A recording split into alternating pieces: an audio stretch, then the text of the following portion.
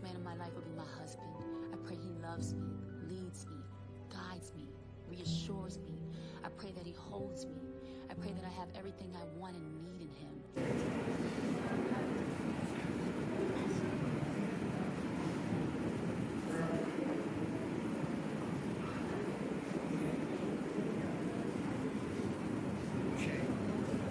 Kanisha Neely's tragic tale underscores the profound delusion of attempting to transform a convicted felon into a domestic partner. After enduring failed relationships with the fathers of her children, who left her to single-handedly raise their 2 daughters, Kanisha decided to reinvent her life. She advanced her education, achieved a business administration degree, purchased a home, and established a career as a licensed bail bondsman, all while balancing the demands of single motherhood. Her story took a perilous turn when she connected with Moses Chisholm, an inmate who contacted her via Facebook. Charmed by his attention and swayed by his promises, Kanisha embarked on a relationship that existed mainly through phone calls and prison visits. She romanticized their connection, ignoring the stark reality of his criminal background. "He told me I threatened him to do right. He hit me on Facebook like, 'Let me take you out,' knowing dang on well he was incarcerated," she shared, blinded by her vision of redeeming a man she barely knew beyond his curated persona. This illusion of rehabilitation and a fresh start was shattered shortly after Moses was released. Despite Kanisha's dedication and dreams of forming a power couple, the reality of living with someone shaped by years behind bars soon manifested in the most horrific ways. Within 2 years of his release, Moses had repeatedly assaulted her, culminating in her murder shortly after the birth of their first child together. Kanisha's fatal misjudgment serves as a harrowing reminder of the dangers inherent in overlooking the profound implications of a partner's incarcerated past. Her tragic end highlights the perilous gap between hopeful fantasy and harsh reality. Welcome to the American Crime, Femicide channel. Please like, share, subscribe, and hit the notification bell for future uploads. I'm trying to tell y'all, don't worry about what people say about you. They're going to try to belittle you. They're going to try to cellularize your name. They're going to try to sabotage you. They're going to just try to do anything they're trying to do to destroy you. Kanisha, hailing from North Carolina, was fortunate to grow up nurtured by 2 loving parents who instilled in her the virtues of love and hard work.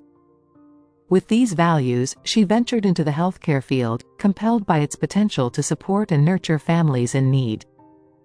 Working diligently as a CNA across various local clinics and hospitals, she eventually felt the urge to scale up her professional pursuits. Driven by ambition, Kanisha enrolled at Capella University, aiming for a degree in business administration in healthcare, all while juggling the demands of raising 2 daughters, Elia and Jalea, from 2012 to 2019.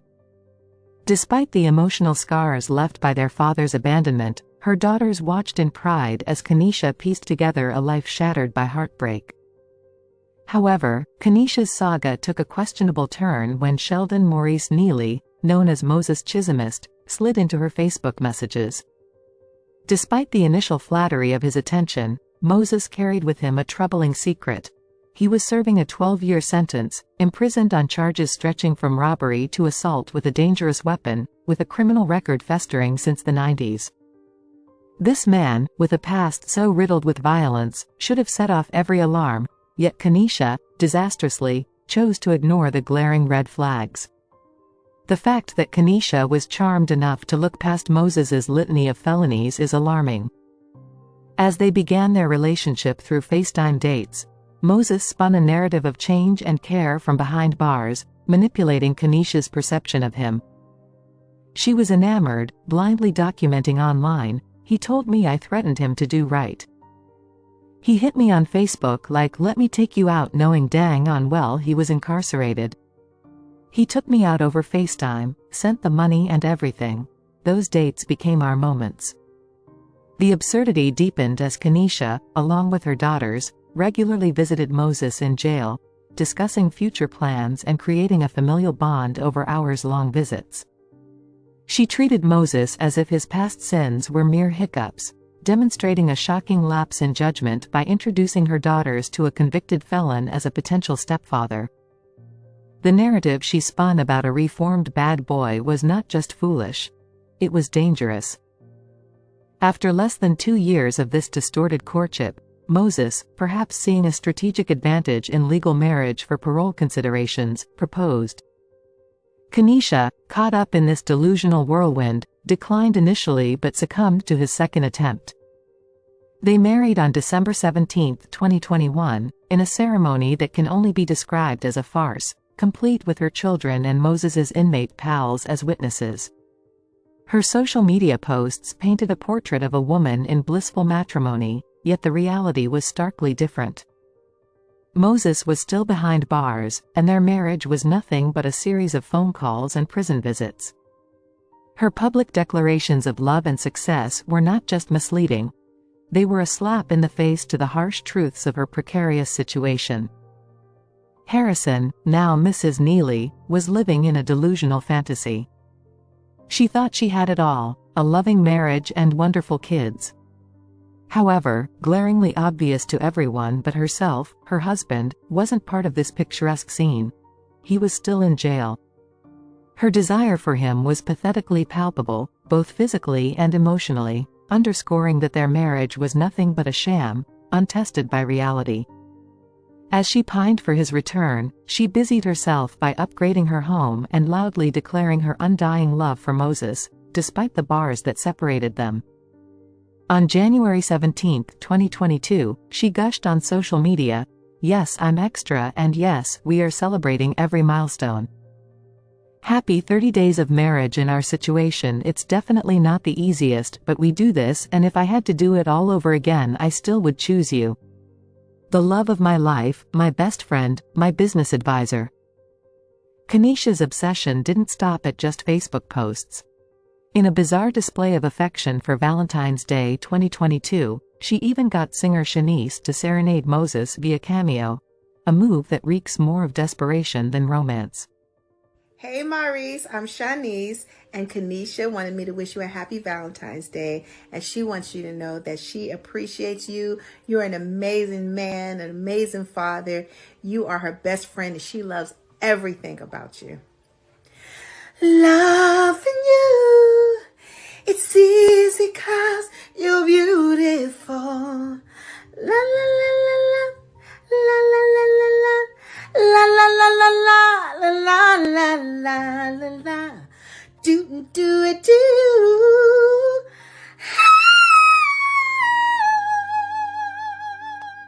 Bye. Moses's release was tentatively set for September 2022, conditional on his behavior, which only amped up Kanisha's fantasies. She went all out for Father's Day that year, booking a lavish 5-night stay at an Atlantic City hotel. She publicly preened, "Happy Father's Day to my kids' father and my husband. You provide support, protection, and love to them. They know they can depend on their father. They may not be yours biologically, but you have stepped from day one. We love you. And this is the last Father's Day we will have to celebrate apart, so I paid for your first trip on me. This all you've been talking about, rental and hotel, and yes, I upgraded all the packages for the king you are." The audacity continued when she defended her financial extravagance against Moses's greedy friends and family, declaring on social media, "Let's be real, I don't like when y'all ask my husband for anything and he's locked down. Y'all didn't visit or make sure any of his kids were taken care of the entire time he was gone. The nerve. I'm big on loyalty and you had 13 years to show your loyalty." Signed, his wife. This self-righteous rant showed just how blind Kanisha was to the reality of her situation. When Moses finally got released on September 12, 2022, the charade of their perfect family life could finally begin, or so Kanisha thought. They became a so-called blended family, with Kanisha over the moon about living out her marital fantasies. She didn't waste any time flaunting her sexual and romantic exploits with Moses online. I am on to see my husband. I'm happy to see my husband. I'm happy. By their first anniversary on December 17, She was spinning tales of marital bliss. Happy first anniversary to the best husband in this world. Every day hasn't been sunshine, but through this year of learning each other, at the end of it, I realized I married my best friend, and absolutely no one will love me like you do besides God. You go so hard to make sure I'm happy, you try to keep me balanced, and when all else fails, I know I got you. 1 year down and a lifetime to go. Thanks for this trip, I needed this so much, and you knew just how to reset me. I love you, honey. This facade of a perfect life crumbled just a week before their anniversary when Moses assaulted Kanisha in their home, an incident she hid from the public eye. The severity of the situation escalated to the authorities being called to their home on December 11, 2023. There, deputies found Kanisha had been attacked by an intoxicated Moses, who had locked her up and physically assaulted her. In a desperate struggle, she managed to access a handgun, leading to a violent altercation that resulted in Moses sustaining a gunshot wound. After emergency services responded and Moses was treated, he was charged with severe offenses including second-degree kidnapping and assault. Despite all this, Kanisha picked him up from jail, maintaining the facade as if their domestic horror was just a minor hiccup. Mrs. Neely's grand designs for her future were as ill-conceived as they were tragically unrealistic. She fantasized about becoming a power couple with Moses, a man fresh out of prison whose romantic gestures were as confined as his past life behind bars. The crowning jewel of this delusional dream? A baby to cement their fraught union. Driven by this misguided vision, Kanisha was desperate to conceive immediately following Moses's release. When she finally announced her pregnancy on Valentine's Day 2023, her post was tinged with both joy and inherent sadness. Yesterday we lost our child, but we didn't lose each other. No one said this journey wouldn't have its ups and downs, but I wouldn't want to go through life's trials with no one but you. I love you. Thanks for being everything you are and were in this process. I married my person. Yes, I'm your forever Valentine. The loss was a devastating blow, yet it was barely a pause in her public narrative of a perfect life with Moses. Kanisha's social media was a continuous stream of affection and unwarranted marital advice, conspicuously glossing over the volatility of their domestic life. Her posts depicted a facade that everything was blissful, even as they struggled to conceive again. In early 2024, their efforts seemed to finally pay off with another pregnancy. The couple appeared overjoyed, ready to welcome a new life that Kanisha believed would solidify their shaky foundation. As her pregnancy advanced, complications arose. Preeclampsia set in, making her journey to motherhood perilous. Despite the health scares, Mrs. Neely managed to celebrate with a baby shower, surrounded by friends and family who remained oblivious to the underlying tensions. On June 23, Ka Maori Marseille Na Vera Neely was born prematurely at just 30 weeks, requiring intensive care from the start. By July 24, Kanisha was ready to bring her baby home from the hospital, hopeful to start anew. Yet, beneath the curated joy, the facade was cracking. Less than 2 weeks after bringing her daughter home, the unimaginable happened. Moses, the man she had so publicly adored and defended, ended her life. The details of those final 2 weeks remain murky, with Kanisha maintaining her positive front online, never hinting at the turmoil within. Perhaps if she had shared the reality of their strife, the community could have intervened before it was too late. The aftermath was as tragic as it was senseless. Responding to a call on August 4, Richmond County Sheriff's deputies discovered a horrific scene, a murder-suicide that left both Kanisha and Moses dead. The investigation revealed a domestic situation that had escalated fatally, concluding with gunshots that resonated as much as the silence that had preceded them. Kanisha was laid to rest on August 13, her funeral a gathering of those who had believed in the facade she projected. They mourned not only her death but the revelation of her concealed struggles.